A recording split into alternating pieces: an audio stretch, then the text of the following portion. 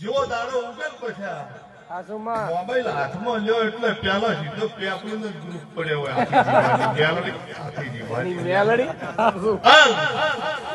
કોતો મારી પંચો માનતામાં કોઈ જમીન માગતા હોય, આસુમાં કોઈ મારી પંચો વેળાએ દેરાના વેણ તૈયાર થતા હોય, તોય હોમૈયો થતા હોય, તોય મારા દેવ નિમિત્તની મારી પંચો પુનારસ હોય. જગત એવું કહે કે આખી જીવાની મેરડી જેવું બોલી એટલું પાર પાડી. આ તો પાછળના છોકરા કાલના કહેવાય. આસુમાં સેગોન ભરત કલ્યાણ એ મારા દેવ નિમિત્તમાં મજૂરી કરી રહ્યા, મારા ભલું આદરી દે. પણ આજે વેળા લઈ મફા બોલી રહ્યું.